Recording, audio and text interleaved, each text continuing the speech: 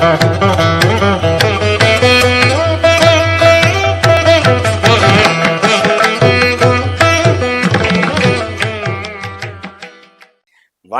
நான் உங்கள் அன்பான சயின்டிஃபிக் வேதிக் அஸ்ட்ராலஜர் அஸ்ட்ரோரஞ்சி பேசுகிறேன்.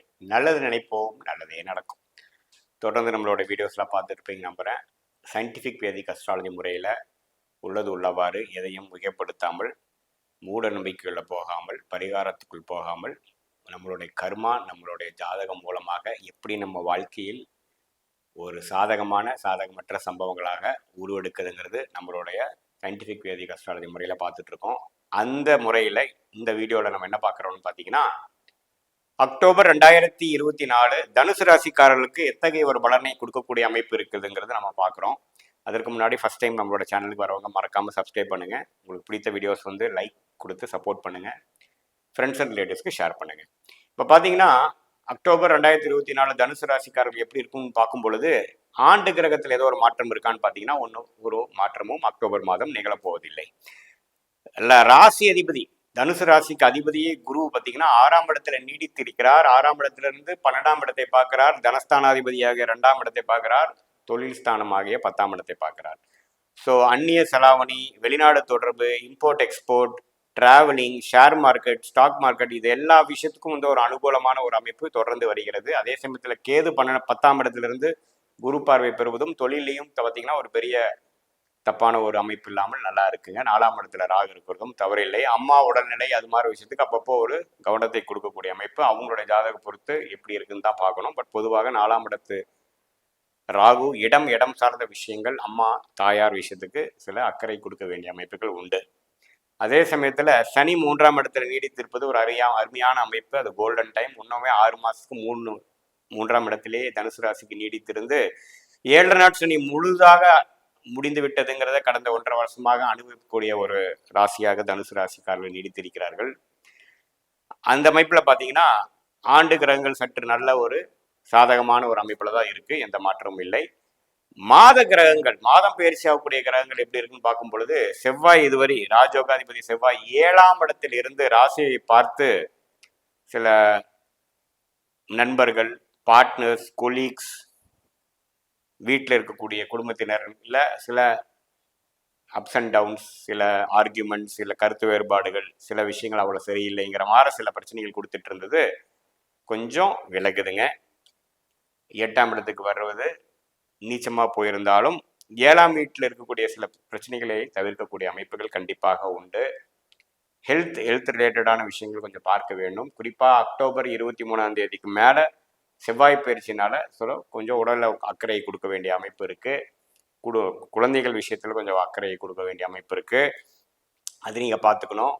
சுக்கிரன் பார்த்தீங்கன்னா அக்டோபர் 13ஆம் தேதியே 11ஆம் இடம்ங்கிற லாபஸ்தானத்தில் இருக்கக்கூடிய சுக்கிரன் 12ஆம் இடத்துக்கு 6ஆம் இடத்துக்கு போகிறார். ஸோ இதுலேருந்து என்ன வருதுன்னா, அக்டோபர் 13ஆம் தேதிக்கு அப்புறம் பார்த்தீங்கன்னா செகண்ட் ஹாஃப் ஆஃப் அக்டோபரில் 6ஆம் வீட்டுக்கு கனெக்ட் ஆகி சில அதர்ஸ் பீப்புள் மணி, ஒரு இடம் வீடுங்கிற மாதிரி விஷயத்தை விற்று பணம் வருவது மாதிரியும், ஒரு சுப விரயங்கள் செய்து பணம் வருவது, அல்லது அடுத்தவங்களுடைய பணம் நமக்கு சேர்றது, அப்படிங்கிற மாதிரி ஒரு அருமையான அமைப்பு பெறக்கூடிய அமைப்பு கண்டிப்பாக தனுசு ராசிக்காரர்களுக்கு உண்டு. அத்தகைய தசாபுக்திகளும் போகும்பொழுது இன்னுமே நான் சொன்னது டபுள் கன்ஃபர்மேஷன் ஆகும்.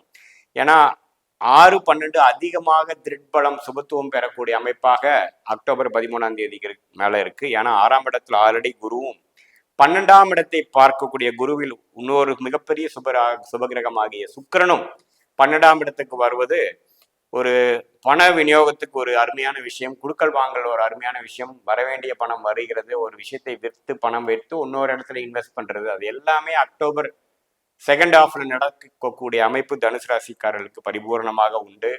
அதே சமயத்தில் 10ஆம் இடத்துல இருக்கக்கூடிய சூரியன் தொழில் மேன்மை கொடுத்துட்டு இருந்தவர் 11ஆம் இடத்துக்கு கொஞ்சம் லாபத்தை கொடுக்கக்கூடிய அமைப்புகள் உண்டு.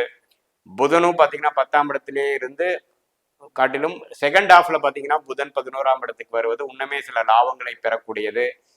இது வரைக்கும் நம்ம போட்ட இன்வெஸ்ட்மெண்ட்டுக்கு லாபம் கைக்கு வரக்கூடிய அமைப்பு கண்டிப்பாக அக்டோபர் செகண்ட் ஹாஃப் பெறக்கூடிய ஒரு அருமையான மாதமாக தனுசு ராசிக்காரர்களுக்கு 2024 அக்டோபர் மாதம் இருப்பது அருமையான விஷயம். எல்லா மாத கிரகமும் அருமையான ஒரு பயிற்சி தான் பெறுகிறது, தப்பு இல்லை. என்ன சில பேர்த்துக்கு ஒரு கடன் வாங்கும் பொழுது நல்ல கடனா, தேவையற்ற கடனா, சுப கடனா அதை பண்ண முடியுமா, அல்லது அசுப கடனா மாறக்கூடியதாங்கிறது கொஞ்சம் தெளிவாக பார்த்து பெறணும். ஏன்னா பணப்போக்குவரத்து அதிகரிக்க போகிறது. ஒரு விஷயத்தை விற்று இன்னொரு விஷயத்தை வாங்குவது, அல்லது ஒரு இடத்த ஒரு மாதிரியான ஒரு அமௌண்ட் வாங்கி இன்னொரு அது மூலமாக ஒரு தொழிலில் மேன்மை பெறுகிறது, ஒரு இன்வெஸ்ட்மெண்ட் பண்ணக்கூடிய அமைப்பு, ஸ்டாக் மார்க்கெட், இது எல்லாத்துலேயுமே ஒரு குடுக்கல் வாங்கல் அதிகமாக வரக்கூடிய அமைப்புகள் உண்டு. லாங் டிஸ்டன்ஸ் டிராவல் கொடுக்கக்கூடிய அமைப்பு இருக்குது. வெளிநாடு போய் எதிர்பார்த்துட்டு இருக்கிறவங்க விசா கிடைத்து போகக்கூடிய அமைப்புகள் இருக்குது. எல்லாமே ஒரு மூவ்மெண்ட் ஆகக்கூடிய ஒரு மாதமாக அக்டோபர் 2024 பரிபூர்ணமாக உண்டு என்பதை நீங்கள் தெரிந்து கொள்ள வேண்டும்.